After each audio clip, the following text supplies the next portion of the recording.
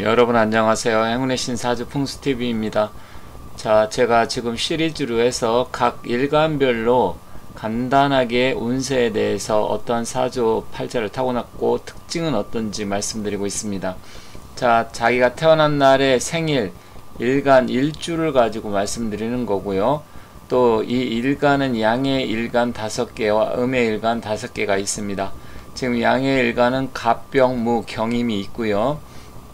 그 음의 일간 을정 기신계가 있는데 지금 갑병무 경임과 을 목의 일간에 대해서 제가 올려놓은 영상이 있으니까 혹시 본인들이 그날에 태어나신 분들이라고 하면 다른 영상을 찾아보시면 되고요. 앞으로도 계속해서 올려서 여러분들이 원하는 거 계속해서 말씀드릴 테니까 꾸준하게 계속해서 시청 부탁드리겠습니다.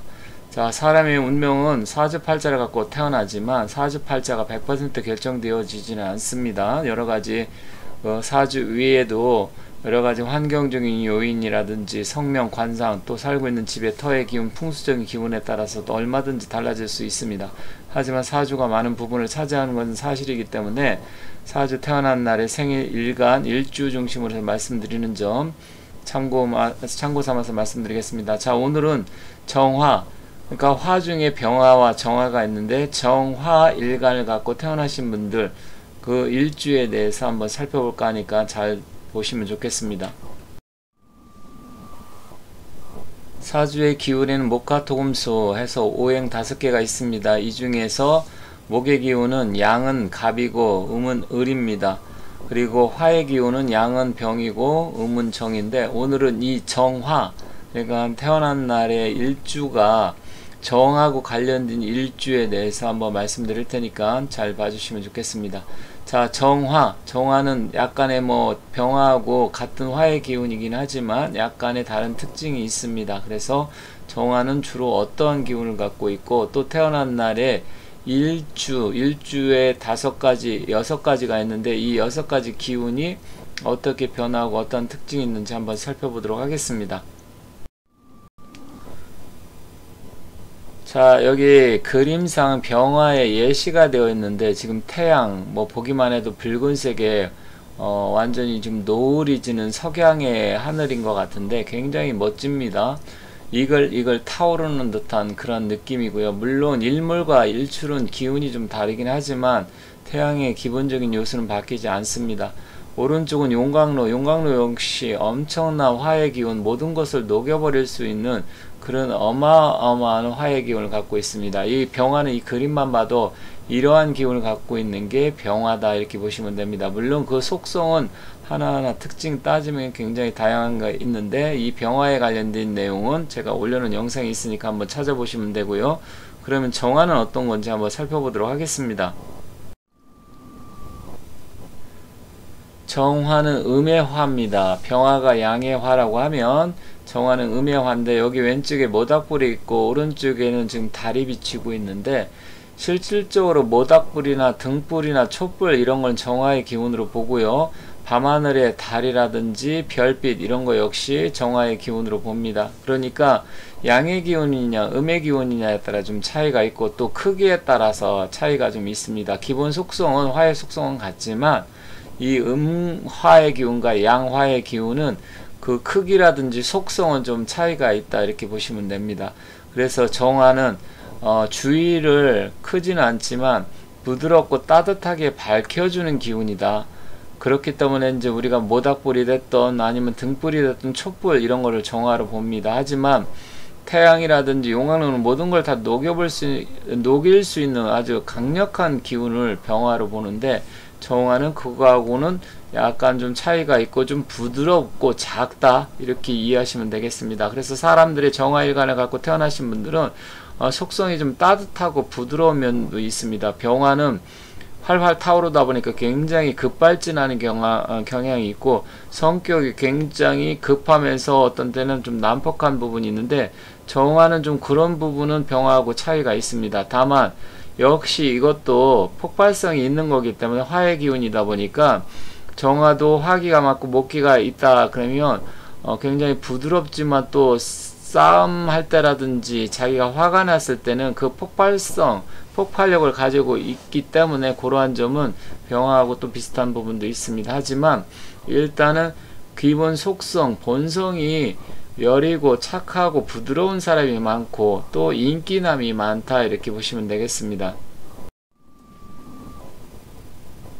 그렇다고 하면 이 6개의 일간과 일주에는 어떤 특징들이 있는지 한번 살펴보면서 좀 자세하게 말씀드리겠습니다. 자, 일간이 정화입니다. 일지는 묘, 사, 미, 유, 해축 이렇게 되어 있습니다. 그래서 정묘, 정사, 정미, 정유, 정해, 정축 이렇게 6개의 일주가 있고 이 일주 밑에 보면 지장간이라고 해서 묘, 사, 미, 유, 해축 밑에 숨겨있는 장간, 그러니까 편간이 아니고 천간의 기운이 숨겨져 있다 이렇게 보시면 되겠습니다. 그래서 이 지장간이라고 하는 것은 지지 속에 있는 숨어있는 천간의 기운이다. 그래서 내 사주의 기운에 따라서 만약에 내가 예를 들어서 재물복이라든지 배우자 운이라든지 아니면 자식운 이런 게 따로 사주에 없다 하더라도 이 지장간에 이런 기운을 갖고 있으면 좀 약하긴 하지만 기본적으로 갖고 있다 이렇게 보시면 됩니다. 다만 이 지장간의 기운은 서로 충한다든지 형해서 서로 부딪히고 깨질 때 그게 겉으로 드러나는 경우가 많다.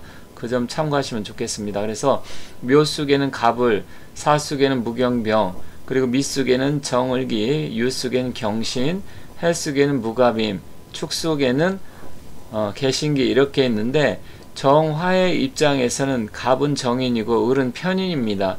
그리고 정사일주를 봤을 때 정화의 입장에서 무토는 상간이 되고 경금은 정제가 되고 병화는 겁제가 됩니다. 그래서 이런 기운 이게 뭐냐 뭐 상간은 뭐고 정제는 뭐고 처음 보시는 분들은 이게 무슨 말인지 모르겠지만 사주를 공부하신 분들은 어떤 의미를 갖고 있는지 대다수가 알고 있습니다. 그렇지만 뭐 사주 우리가 만세력을 놓고 봤을 때 내가 기본적으로 8글자에 예를 들어서 편인이 없다 아니면 정제가 없든지 편제가 없다 하더라도 이 지장간 속에 있으면 갖고 있는 게 되기 때문에 그러한 부분을 참고하시면 됩니다. 그러면 기본적으로 정화 일주들의 특징은 무엇인지 하나하나 구체적으로 알아보도록 하겠습니다. 첫 번째로 정묘 일주를 알아보도록 하겠습니다. 자, 정묘 일주 묘쑥에 갑과 을 해서 편인과 정인이 같이 들어 있습니다. 지지 속에 배우자 자리에 편인을 깔고 있기 때문에 아이디어가 풍부하고 정화 입장에서는 비록 좀 약한 묘목의 기운이지만 지장간의 간목도 같이 장작불을 뗄 수 있는 그런 걸 같이 갖고 있기 때문에 아주 나쁘진 않습니다. 그리고 아이디어가 풍부하고 머리가 좋은 편이며 끊임없이 연구하고 개발하고 이런 쪽이 강하고 또한 그런 분야에서 개발 분야라든지 어떤 자기만의 연구하고 학문적으로 성취를 할 수 있는 그런 분야에 있으면 그쪽에서 많은 성과를 낼 수 있다 보겠습니다. 그래서 연구 개발직 이런 쪽 아니면 학위를 취득하는 공부하는 쪽 이런 쪽이 좋습니다. 하지만 이 묘라는 것은 또 도화의 기능도 있기 때문에 또 정화는 세상을 밝혀주는 환한 모닥불 아니면 밤하늘의 등불과 같은 것이기 때문에 이 정묘일생 같은 경우는 연예계 아니면 체육계 문화계 이런 쪽으로 해서 어쨌든 연예 출판 문화 예술 분야 쪽으로 가면 각광을 받을 가능성도 또한 높습니다. 아니면 자기가 작곡이라든지 음악 관련 이런 쪽도 괜찮고요. 그래서 다양하게 그런 쪽으로 가는 게 좋겠다. 하지만 사업 비즈니스 쪽으로는 조금 약한 부분이 있기 때문에 자기가 그런 쪽에 각광을 받더라도 재무적인 것은 다른 사람한테 맡기는 게 좋겠다 이렇게 말씀드릴게요.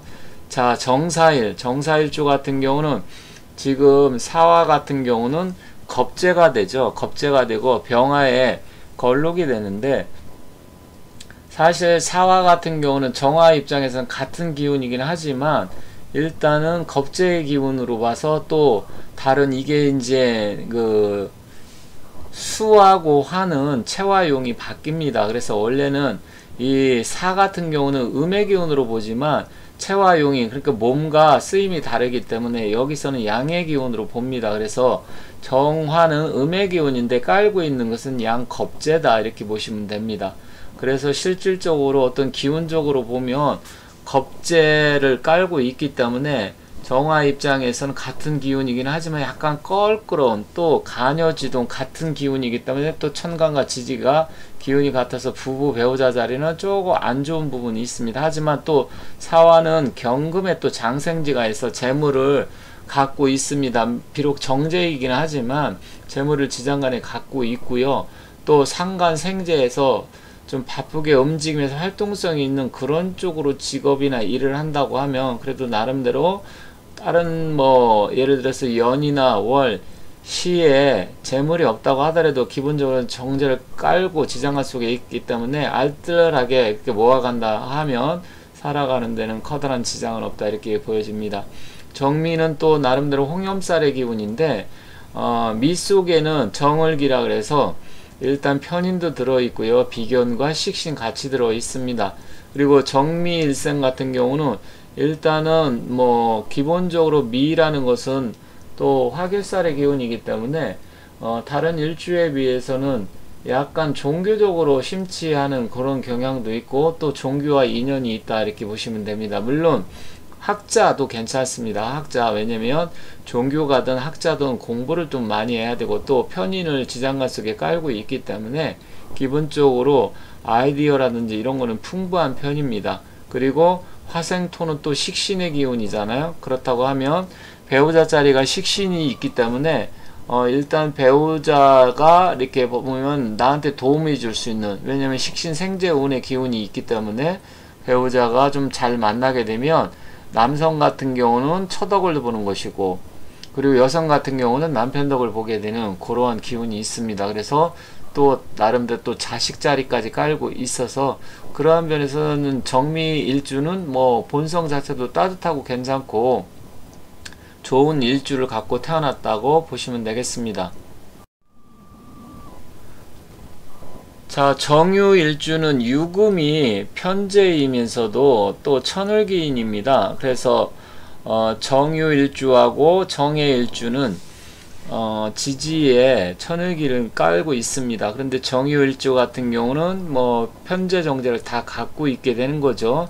비록 여기서는 편재지만 정제 기운도 같이 갖고 있다. 그리고 배우자 자리가 천을기인이기 때문에 만약에 이 유금이 용신이라고 하면 아주 배우자의 큰 덕을 볼 수 있는 그런 사주입니다. 그리고 재물이 풍족하고, 다만 다른 지지에 또 유금이 2개, 3개가 있다 보면 유유 자영살이 돼서 좋지는 않습니다. 1개가 있는 게 제일 좋아요. 2, 3개가 같이 있으면 그게 또 오히려 반대 현상이 일어나기 때문에 천을기운도 1개 정도의 용신이 됐을 때 굉장히 좋은 작용을 하는 거지, 막 3개, 심지어 4개 깔렸다, 그거는 좋지가 않습니다. 반대 현상이 일어납니다. 그렇지만 이것을 일귀격이라고 합니다. 자기가 태어난 자리 일주에 천을 귀인을 깔고 있기 때문에 일귀격이 되고 실질적으로 배우자 덕을 볼 수 있는, 그리고 재물적으로 풍족한 그러한 기운이 있습니다. 그리고 돈 버는 재주 이런 쪽이 좋습니다. 물론 토까지 있으면 더 좋겠죠. 그러면 식신 생재까지 되기 때문에.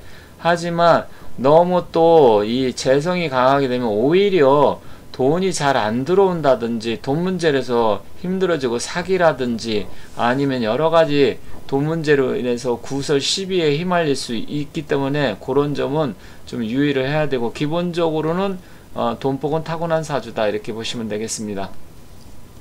자, 정해일주. 정해일주는 해가 간목의 장생지인데 지장간에 무갑임을 깔고 있습니다. 그리고 임수하고는 정은 또 합의되죠. 정임 합의됩니다. 그런데 해수가 지금 말씀드렸듯이 지장간 속에는 그런 게 들어있지만 해수 자체는 천을귀인입니다. 그러면 여성 입장에서는 이게 정관이 되다 보니까 좋은 남편을 만날 수 있는 가능성이 높아지겠죠. 역시 정유하고 비슷합니다. 남자 입장에서는 유 편재가 여성이고 정해 일주 입장에서는, 여성 입장에서는 해는 또 남편 나타내기 때문에 오히려 그런 면에서 좋은 남자를 만날 가능성이 크다. 다만 이게 용신 작용을 한다든지 희신이 됐을 때 그 작용력이 크고요. 일단은 만약에 정화 달랑 1개 있는데 해수나 자수 아니면 임수가 너무 많아서 문제가 된다 그러면 오히려 반대 현상이 일어나 좋지 않습니다. 그렇지만 기본적으로는 남편 덕이 있는 사주다. 그리고 다만 남편 덕이 없다고 하면 지장간에 임수를 깔고 있어서 이 임수가 사실은 또 남편 입장에선 바람을 피울 수 있는 부분도 되지만 정화 일생의 여성분 역시도 남편 몰래 외간 남자하고 통정을 할 수 있는 그런 기운을 갖고 있다 이렇게 보시면 됩니다. 그리고 기본적으로 해수는 대해수지만 대해수라는 건 바닷물 같이 아니면 큰 호수와 같은 물인데 정화가 강할 때 신강할 때 유리하다 그렇게 보시면 됩니다. 그리고 한편으로는 또 정인이 지장간 속에 들어있기 때문에 정인 자체는 일단 인성운으로서 정화 입장에서는 뭐 공부를 한다든지 여러가지 학문적 성취를 할 때 좋고 또한 매매나 거래할 때도 유리한 부분이 있다. 그래서 매매운 그런 쪽에도 유리하고 좋다 이렇게 말씀드리겠습니다. 자, 정축은 백호대살입니다. 개신기에서 지장간 속에 신금과 편관, 개수를 같이 깔고 있는데 백호대살이기 때문에 기운 자체는 좀 강력하고 강하고 좀 여성 사주로서는 조금 안 좋은 부분이 있습니다. 물론 남자 입장에서는 아주 나쁘다고 볼 수는 없어요. 편제를 또 지장간 손에 깔고 있는데 그렇지만 이 편제가 기본적으로 신금, 예리하고 날카로운 금속성 같은 거를 깔고 있기 때문에 정축일생의 남성분들이 혹시 여성을 잘못 만난다든지 아니면 바람을 핀다든지 했을 때 오히려 꽃뱀이라든지 안 좋은 여성들하고 연루가 돼서 그 문제로 인해서 망신살을 당한다든지 구설 시비에 들 수 있는 그런 기운을 갖고 있습니다. 그렇지만 여성 같은 경우는 일단은 백호대살 자리에 축토가 있기 때문에 이거는 나름대로 또 사유축에 그 묘고를 갖고 있고 그래서 이 재성이 묘고에 들어가 있기 때문에 결론적으로 보면 남자 입장에서는 안 좋지만